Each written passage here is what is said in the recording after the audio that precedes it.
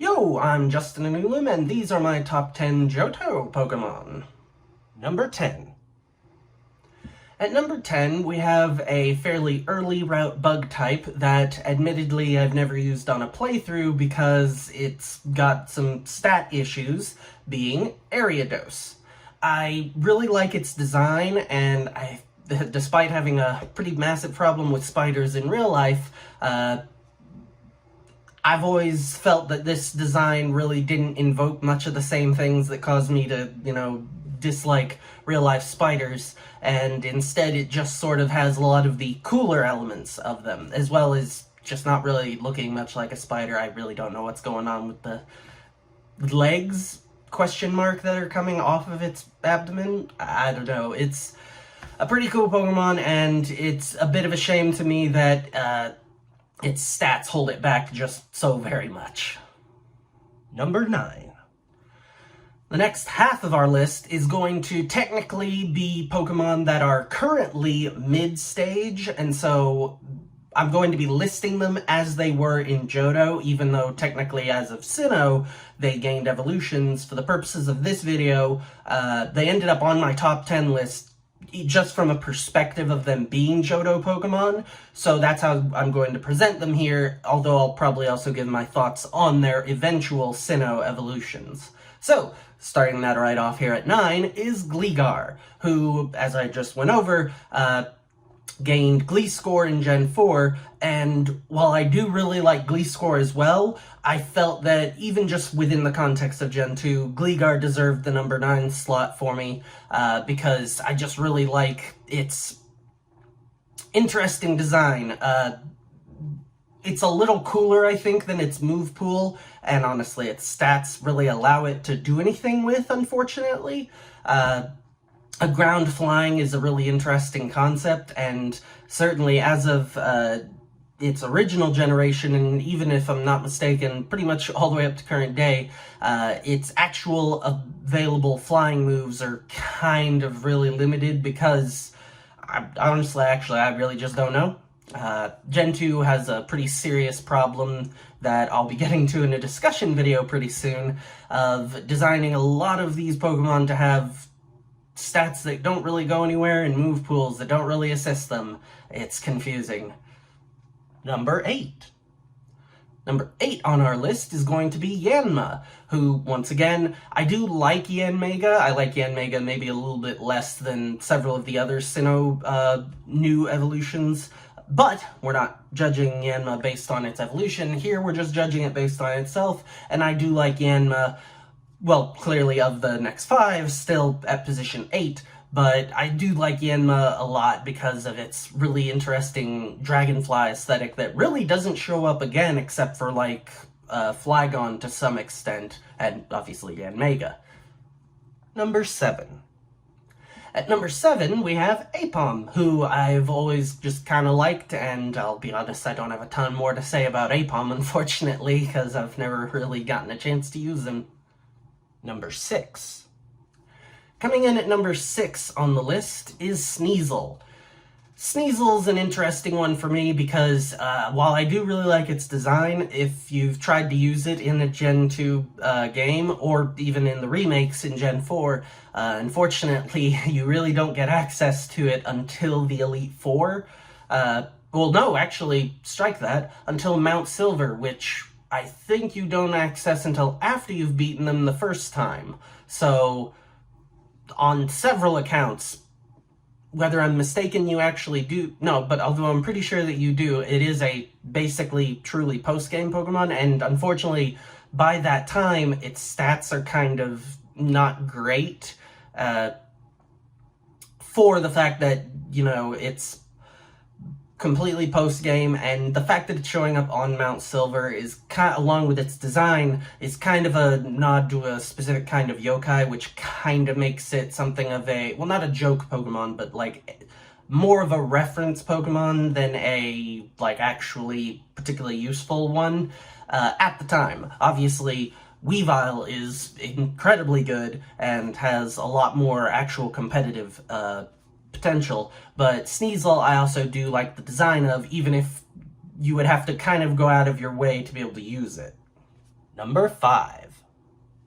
From numbers 5 to number 1, I'm going to be listing Pokemon now that have a particularly special place in my heart because they were part of my first Heart Gold Soul Silver playthrough, and we're going to start that off with the final Pokemon who also gained a later evolution, Swine, or at least the last one that's going to be on this list. Swine, I will admit, prior to using it for that playthrough, did not really interest me that much, but I did grow attached to it throughout the playthrough, and it took quite a while for it to learn Ancient Power so that it could evolve into Swine. So while I was technically putting it on the team more to have Swine in Heart Gold, it was still there as a Swine for quite a while, and I did learn to really enjoy using it. Number 4. In position 4, we're going to have Ursuring, who was the normal type that I used for the playthrough for things like cut and strength. Ursuring ended up being a really important part of that team because at the time when I put the team together, I was familiar with elements but not really with base stats, so unfortunately, as I've looked back on how that playthrough went in retrospect, Ursuring was definitely one of the core reasons that I was able to get through the game without just massive over-leveling, because it's a strong physical attacker that I gave physical moves to. There's a couple of Pokemon who I kind of was working backwards on because I didn't understand exactly how the base stats work, and so Ursuring definitely really helped in that playthrough, and it's fairly solid even by most current standards. Number 3. Coming in at number 3 is the Pokemon that I had for surfing, as well as for taking out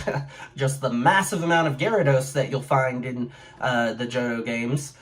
Lantern. Lantern turned out to be a really helpful Pokemon for just all the amount of surfing and waterfalling, diving, and whirlpooling that you ended up needing to do. I will admit, the fact that you had needed so many water HMs for Gen 2, well, specifically Heart Gold, Soul Silver, I think that 1 or 2 of those I may have, I don't know that dive was necessary back in either of those 2. But I vaguely remember having to put Whirlpool on and then take Whirlpool off because it wasn't really great for the moveset, but you do need it in order to enter some places like the Dragon Shrine and get through the Whirl Islands and whatnot, so that was certainly an interesting experience having to have Lantern primarily know a whole bunch of water HMs, among which Surf is obviously just a solid move on its own, and then basically just have Thunderbolt for its only other actual attacking move. Number 2. Coming in at number 2 is a Pokemon that normally you have to obtain via headbutting trees, and if I'm not mistaken, I think it's a fairly low chance, so normally I would have had to work a lot harder to get a Heracross than what I ended up having to do by obtaining it, I think, in Fire Red from the Safari Zone, and then trading it to Pearl, and then breeding it, and then preparing a egg of one to be traded to Heart Gold for the start of the game, which ended up being really important because if you know much about Gen 2, you know that there's a pretty massive skill check at Goldenrod City because the normal gym leader there has a Pokemon, Miltank, that is kind of a really high base stat total for being only the second gym leader in the region. And on top of that, your normal access to fighting types, and therefore at least super effective fighting moves, and honestly even just fighting moves in general, is restricted to